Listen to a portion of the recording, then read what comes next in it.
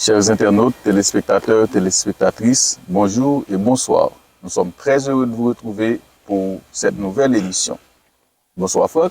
Bonsoir Mackinson et bonsoir chers internautes. C'est toujours le même plaisir de vous apporter encore notre émission Souviens-toi. Ok. Aujourd'hui, j'aimerais que nous poursuivions avec l'histoire du déluge. J'ai poursuivi ma lecture au livre de Genèse et surtout au chapitre 9.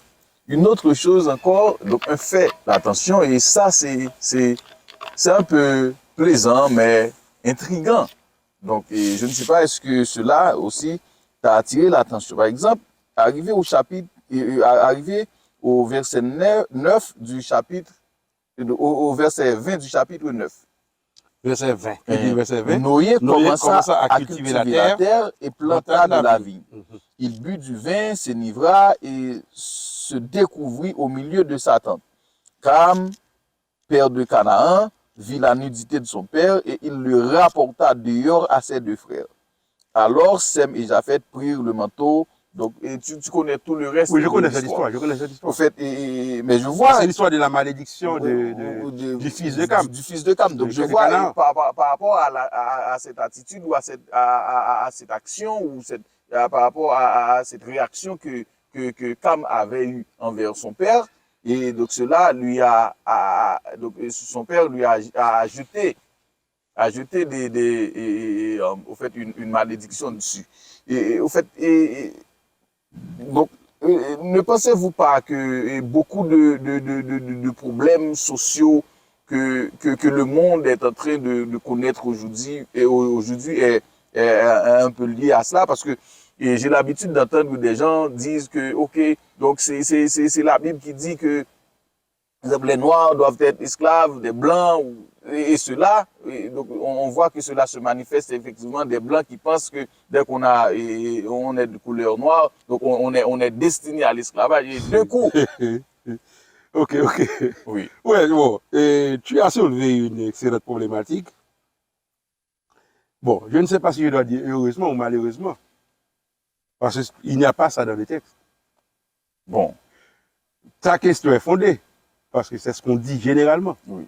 Mais ta question aussi me permet de clarifier ce point-là, parce qu'il n'y a pas ça dans le texte. Nos internautes ont la même Bible que nous. Ok? Oui. C'est pas une Bible que nous avons forgée nous-mêmes. C'est la même Bible. Les traductions peuvent être différentes, les versions peuvent être différentes, mais c'est la même Bible. Oui. Ok. Comme nous lisons en Luc-Second, voici ce qui est écrit. Mm-hmm.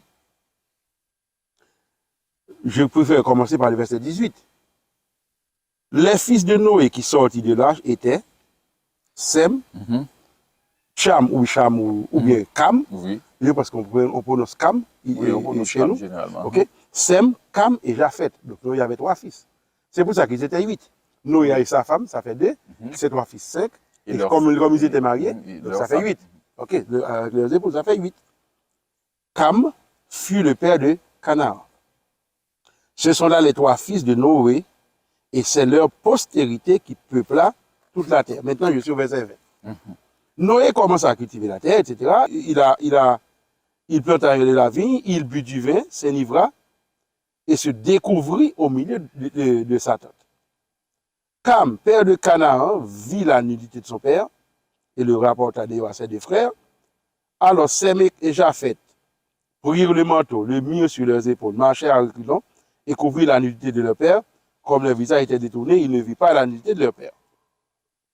Maintenant, le verset 24 dit, lorsque Noé se réveilla de son vin, il a appris ce que lui avait fait son fils cadet, et il dit, maudit soit Canaan.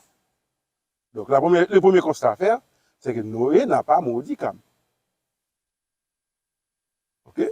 Le texte nous dit, c'est Cam qui a vu la nudité de son père qui était ivre, parce que Noé avait cultivé des raisins. Oui. Et il a utilisé des raisins pour faire produire du vin.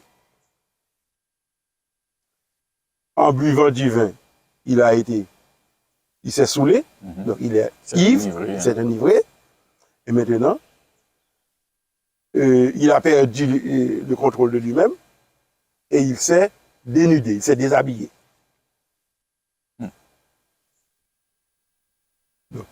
entre parenthèses, tu vois l'effet de l'alcool. Voilà, c'est ce que j'allais te dire. Okay? Ce Noé qui a trouvé grâce aux voilà yeux un homme de Dieu. que Dieu a appelé un homme fidèle.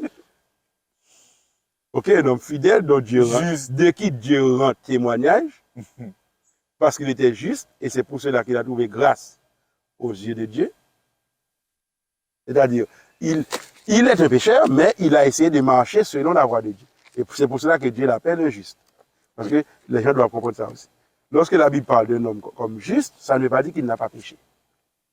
Parce que tous sont péchés, ils sont privés de la gloire de Dieu. Tous. Cependant, ceux qui pêchent et qui reconnaissent qu'ils sont des pécheurs et qu'ils ont besoin de sauveur, donc qui font comme Abel et qui ne font pas comme Caïn, mais ceux-là sont considérés comme justes devant Dieu. Tu vois comment Dieu est bon? Bah oui. Même si tu pêches, pourvu que tu reconnaisses que tu es un pécheur et que tu demandes sa grâce, il dit que tu es juste. C'est-à-dire, la justice n'est pas de toi, la justice est de lui. Il te donne sa justice et tu deviens juste. Donc la justice de Dieu, ce n'est pas quelqu'un qui te juge. La justice de Dieu, c'est quelqu'un qui te justifie. Qui fait de toi un homme juste. Donc Dieu, il est merveilleux. Voilà. Ok, nous fermons cette parenthèse. Noé, donc cet homme juste, s'est enivré de vin et il a perdu le contrôle de lui-même. Donc tu vois pourquoi celui qui sert Dieu ne veut pas goûter à l'alcool. Je comprends, oui. Donc il y a des gens qui pensent qu'on peut boire avec modération. Il n'y a pas de modération de l'alcool. Okay? C'est scientifiquement prouvé. C'est pas c'est qui veut dire qui le dit. C'est la science même qui prouve qu'il n'y a pas de modération de l'alcool. Même si tu prends une fourchette d'alcool, je ne dirais pas une cuillerée. Oui. Même si tu prends une fourchette d'alcool, ça peut te renverser. Ça peut te renverser. Il n'y a pas de modération de l'alcool. Cette question de boire avec modération, ça n'existe pas. On boit ou on ne boit pas. Il n'y a pas de modération de l'alcool. OK? Eh bien, Noé s'est découvert et lorsqu'on lui a rapporté, il s'est réveillé de l'alcool, maintenant il n'est plus sourd, on lui dit, voici ce que Cam a fait. Mais remarque que Noé n'a pas maudit Cam. Ça n'a pas attiré ton attention? Bon, voilà, mais okay. Noé est réveillé, il regarde. On lui dit, voici ce qui est passé. Ok, il regarde, maintenant il voit Sem, Cam, et Japheth.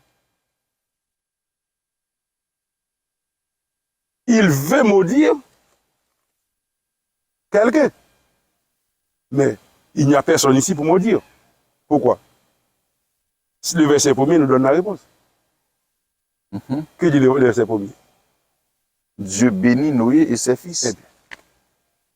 Est-ce que tu peux maudire ce que Dieu a béni? La Bible nous dit c'est que l'Éternel est béni pour l'éternité. Je crois que c'est 1 Chronique 17, verset 27. Oui, c'est ça. 1 Chronique 17, verset 27. Parfois les versets viennent, parfois ils refusent de venir.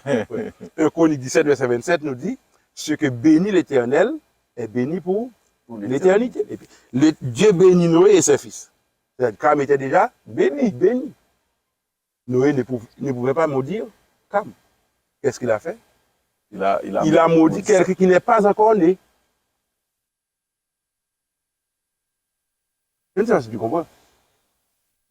Parce à ce moment-là, Noé était à peine sorti de l'arche, il a commencé à cultiver. Cam n'était pas encore né. Et Canaan n'était pas encore né. Ok?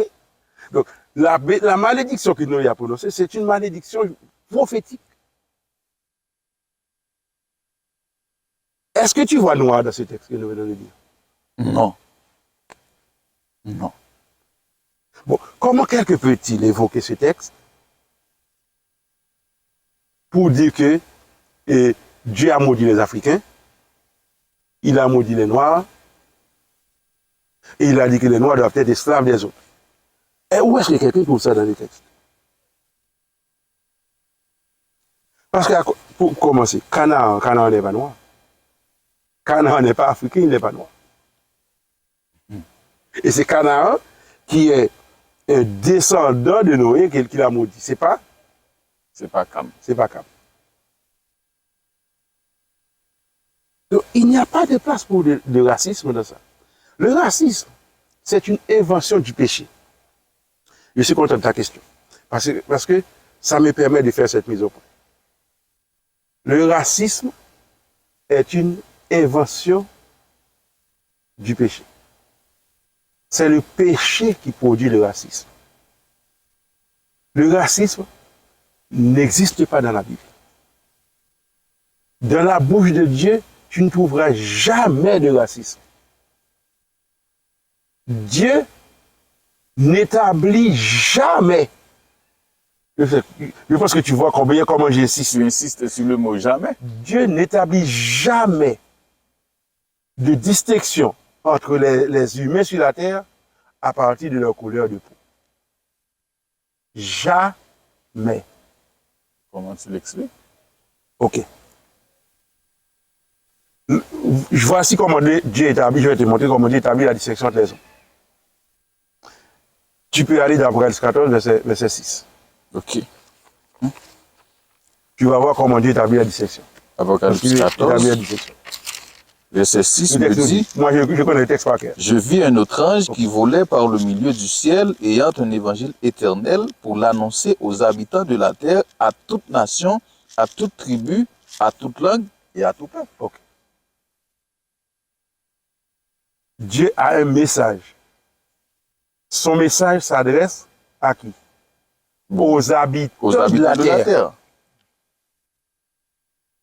Le message de Dieu s'adresse à tout le monde. Aux habitants de la terre. Et maintenant, il insiste, à toute nation, à toute tribu, à toute langue et à tout peuple. Voilà comment Dieu distingue les habitants de la terre. Il n'y a pas un seul verset de la Bible, de la parole de Dieu, où Dieu appelle les humains à partir de leur couleur de peau. Jamais.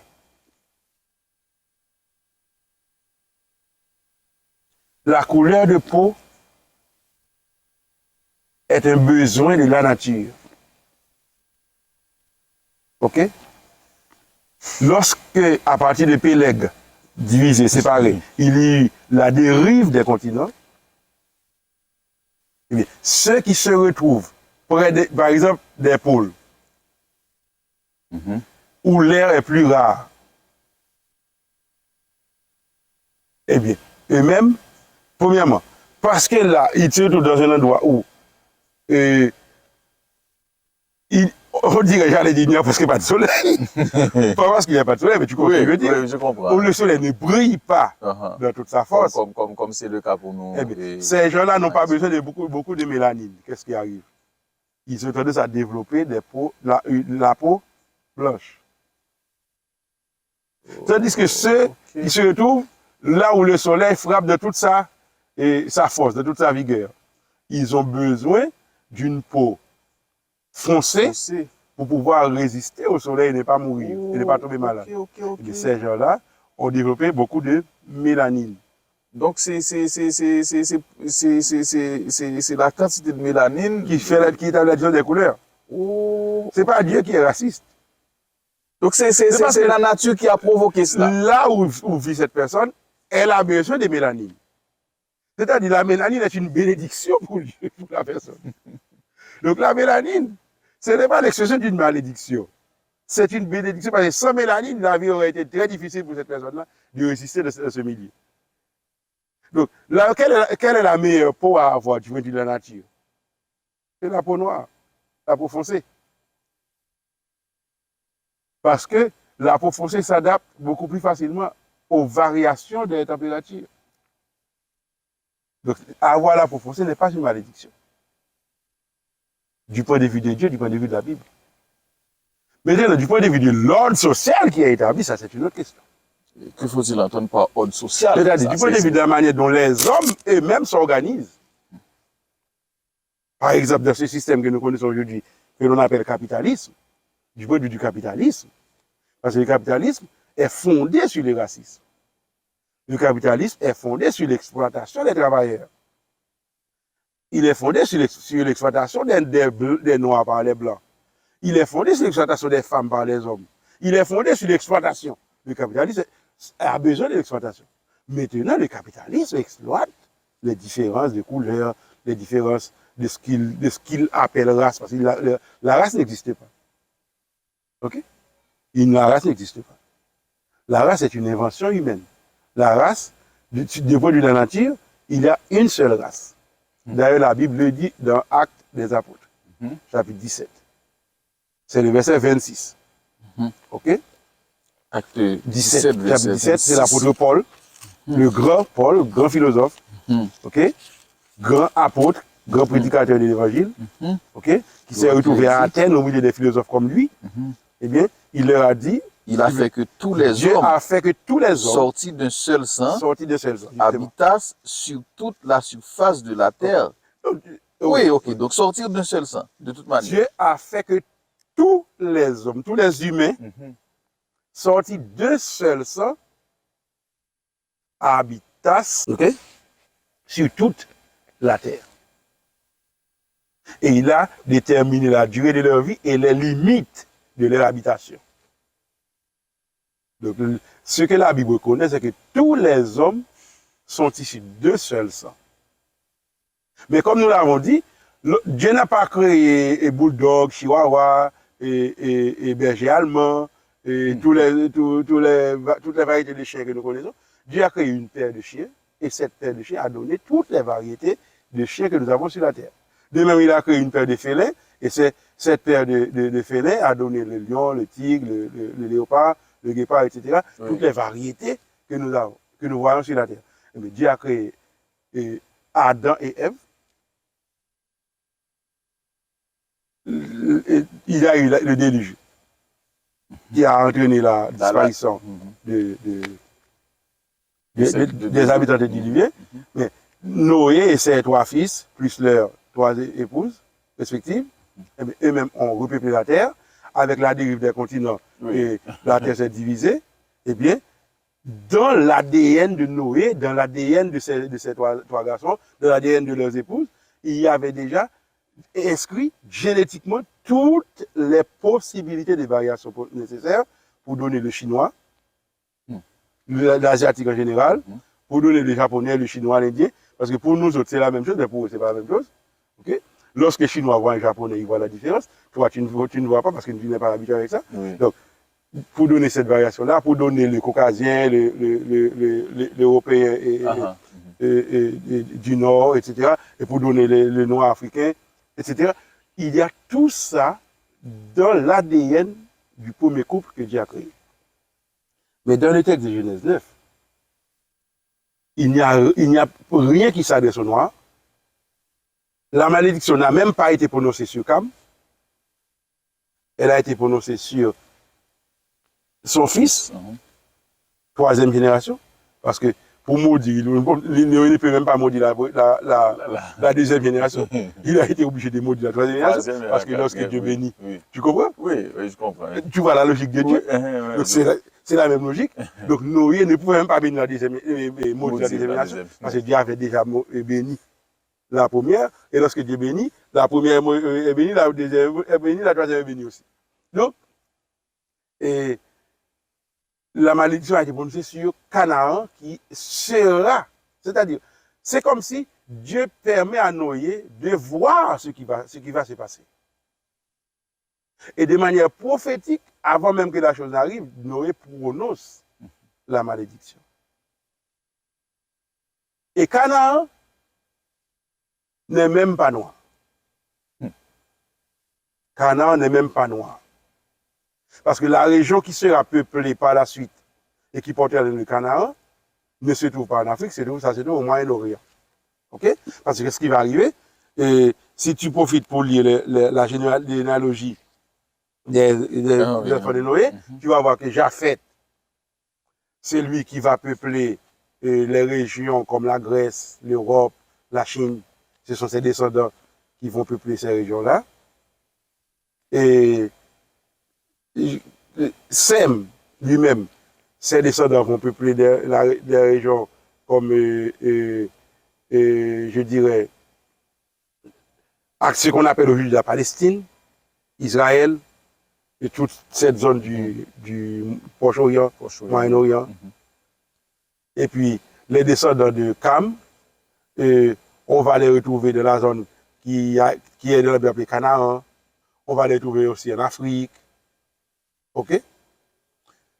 Mais Canaan lui-même qui a reçu la malédiction, il n'est pas africain, il n'est pas noir. OK? Donc, la malédiction ne pouvait en aucun cas s'adresser au peuple noir. Ça, c'est une instrumentalisation du texte biblique avec un esprit méchant. Pourquoi? C'est que, comme les gens croient en la Bible, et beaucoup de gens ont tendance à croire sans examiner, au point que certaines personnes, notamment ceux qui ne croient pas à la Bible, pensent que c'est comme si c'était une recommandation de la Bible d'être un imbécile pour pouvoir être chrétien. Alors que c'est exactement le contraire qui est recommandé de Dieu. Ce que Dieu dit, par exemple, c'est venez et plaidons. OK? Venez et plaidons. Ça signifie quoi? Viens, assieds-toi, ou bien allons marcher. Discutons. Parce que généralement, Dieu préfère dire allons marcher. C'est ce qu'il avait dit à Job. OK? Saint-Terrain, c'est-à-dire allons marcher. Je vais te poser des questions, tu vas me répondre. Donc, Dieu ne te demande jamais de quoi sans comprendre. Dieu te dit, venez et plaidons. C'est-à-dire, je vais avancer mes arguments pour défendre mon point de vue. Toi, tu vas avancer tes arguments pour défendre ton point de vue. Si tu es capable, tu me convaincras. Sinon, je te convaincrai. Donc, Dieu est un bon et un grand scientifique. Justement, c'est ce que Dieu dit à son enfant. Venez et plaidons. L'analyse. Hein? OK, venez et plaidons. C'est-à-dire, Dieu ne te donne pas de quoi sans comprendre. Mais comme on constate que beaucoup de gens laissent les autres lire la Bible à leur place, pour eux, notamment, c'est ce qu'on a fait dans l'histoire, notamment dans l'histoire du catholicisme. Martin Luther, par exemple, en particulier, a témoigné de ça. Il a dit qu'il a été ordonné prêtre sans avoir lu la Bible. Parce que la lecture de la Bible ne faisait pas partie de sa formation de prêtre. Il n'était pas obligatoire pour lui d'étudier la Bible, de lire la Bible pour être prêtre. Donc, ça ne faisait pas partie de sa formation. Il a été ordonné prêtre sans avoir lu la Bible. Qu'est-ce qu'il faisait dans les messes? Eh bien, il lisait ce qui a été envoyé directement du Vatican. Parce que jusqu'à aujourd'hui, eh bien, dans les messes, tout le monde lit la même chose. La même chose. Donc, ce n'était pas obligatoire. Donc, avec cette tradition, les gens ont fini par croire que l'esclavage se trouve dans la Bible, parce que les esclavagistes ont utilisé la Bible pour fonder leur supériorité présumée sur les peuples qui étaient réduits. Pour coloniser les autres. C'est ce qu'ils ont fait. Donc, lorsqu'ils ont inventé l'esclavage vers le 15e, 16e siècle, ils ont essayé de donner à l'esclavage une base biblique. Et ils ont inventé ce texte-là. Et comme il y a un historien, je ne vais pas faire un cours d'histoire à la place de, je comprends. À la question que tu me poses, mais il y a un historien anglais, il est professeur à Cambridge University. Il s'appelle Christopher Bailey. Et il explique ça très bien dans un ouvrage qu'il appelle La naissance du monde moderne. Un ouvrage qui a été traduit par Le Monde diplomatique. Le Monde diplomatique a édité cet ouvrage en français, parce que c'est un texte tellement important qu'ils l'ont édité en français, un ouvrage d'environ 7 à 800 pages, dans lequel il explique ce qui arrive, c'est que les Européens, qui n'étaient en avance dans rien, ok, qui papillonnaient. Tu vois pourquoi je dis ça? Ils papillonnaient un peu partout sur la terre, en Afrique, en Grèce, en Chine. Ils ont vu ce que les gens font et ensuite ils ont essayé d'imiter. Donc, qui est un peuple comme tous les peuples? C'est-à-dire les descendants de Japheth, les Européens. Ils sont devenus les meilleurs à partir du moment où ils ont inventé les armes. Et lui, pour répéter le mot exact qu'il emploie, il dit les Européens sont devenus les meilleurs dès lors qu'il s'agissait de tuer. Donc, comme ils ont inventé la poudre à canon, ils ont inventé les armes, à partir de ce moment-là, ils se sont, pour justifier l'usage de leurs armes à feu, pour dominer les autres peuples, ils ont inventé l'idée que Dieu a établi une hiérarchie entre les peuples. Et plus tard, des philosophes vont justifier cela. L'un des philosophes qui le font de la meilleure manière, c'est Hegel. Okay? Il faut citer cet homme parce que c'est un fondateur. Et la philosophie occidentale moderne n'existait pas sans Hegel. Sans Hegel. Okay? Mais justement, dans l'ouvrage qui est présenté comme l'ouvrage fondateur, de l'histoire. Dans l'ouvrage qui est présenté comme la fondation de la philosophie occidentale moderne, qui s'appelle La raison dans l'histoire, Hegel dit clairement que les Noirs n'ont pas d'histoire. Les Africains, c'est une horde des hordes de nègres. Okay? Donc, on a fait des Noirs des nègres. Parce que ce n'est pas la même chose. Ok? Je peux être noir, mais je ne suis pas ton nègre. Okay? La négritude, c'est... Ils ont inventé ça, ils ont fait des noirs des nègres, c'est-à-dire ils ont établi une hiérarchie entre les gens sur la terre à partir de leur couleur de peau. Et puisque même ils sont blancs, parce que la dérive des continents les a amenés là où il faut développer la peau blanche pour pouvoir résister. Ils ont la peau blanche, et bien ils ont dit les blancs sont supérieurs. Ensuite les asiatiques. Enfin, les noirs. Okay. Et lorsqu'ils ont découvert les habitants des Amériques, comme ce que Christophe Colomb avait appelé Indien, donc ils ont placé les Indiens au bas de l'échelle. Ok? Donc, ça, et puis Hegel, comme je l'ai dit, a philosophé sur ça, a justifié cet esclavage et cette hiérarchie entre les gens sur la base de ce qu'on appelle la race, mais qui n'existe pas. Il a justifié ça. Et à ce moment-là, pour donner à ça une force, je dirais, plus solide, on a recours à la Bible, parce que comme je l'ai dit, pendant le Moyen-Âge, les gens ont appris à croire sans voir, à croire sans poser de questions, à croire sans examiner. Mais la Bible ne reconnaît pas cette démarche. Premièrement, la Bible n'établit pas de distinction entre les humains sur la base de couleur de peau. Et la Bible ne te demande pas de croire sans comprendre. Okay? Tout ce que tu veux comprendre, ce que tu dois faire, c'est l'examiner. C'est l'examiner. Parce que Dieu lui-même te demande de venir et de plaider. Donc si tu n'es pas d'accord, tu peux dire à Dieu que tu n'es pas d'accord et voici tes arguments. Et lui-même, il va te dire, ok, mais tu peux me faire confiance, voici mes arguments. À ce moment-là, tu seras convaincu. Okay. Et c'est ce qui m'est arrivé. Je pense que tu vois ma conviction de ce que j'ai dit. Oui. Parce que j'ai fait cette démarche et Dieu m'a convaincu. Voilà, tu as compris? Oui, j'ai compris. Okay.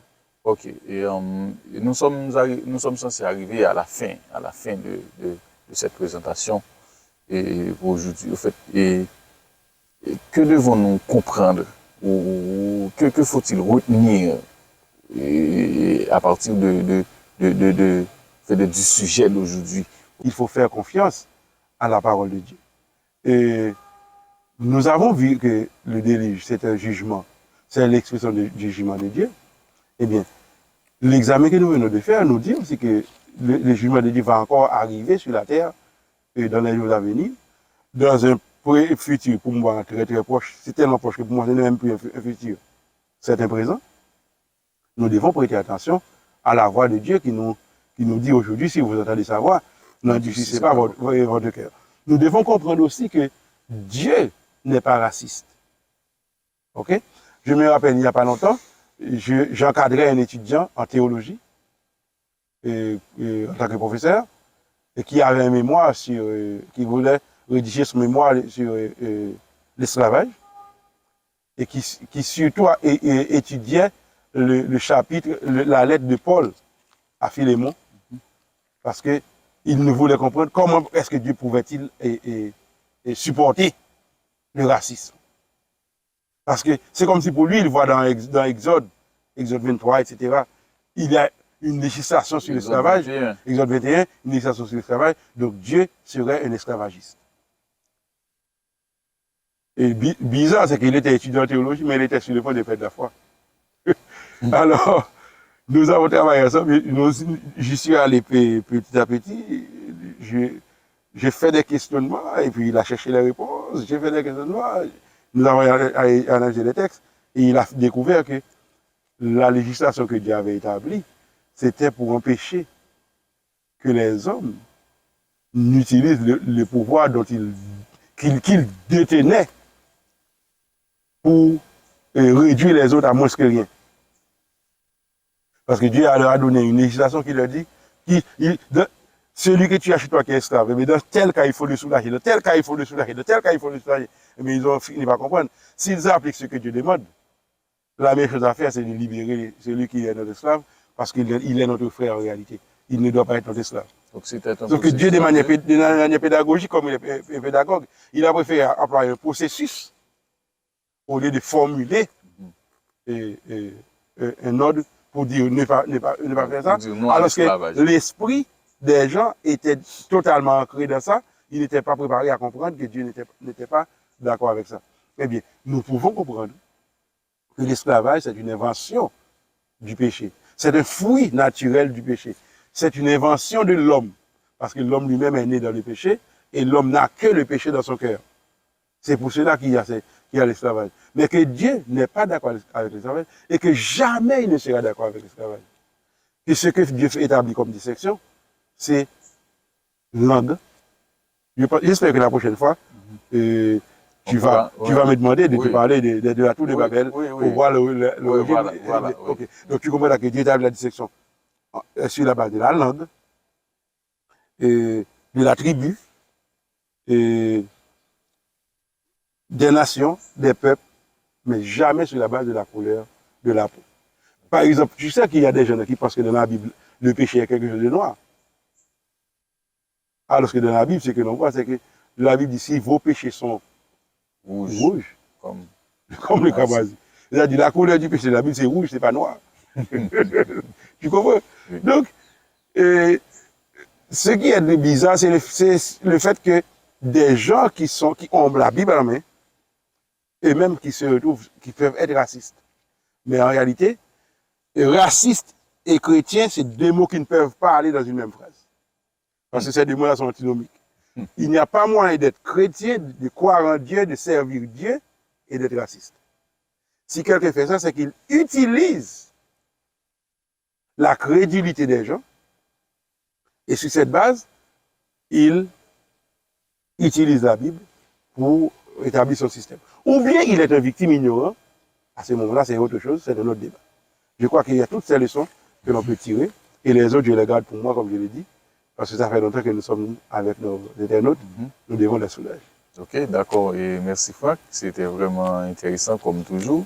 Et vous, chers internautes, nous vous remercions de votre fidélité à cette émission, à Souviens-toi. Nous vous donnons rendez-vous la semaine prochaine, et cette fois, nous allons discuter, Franck, de la tour de Babel. Et n'oublie surtout pas qu'ici, c'est Souviens-toi.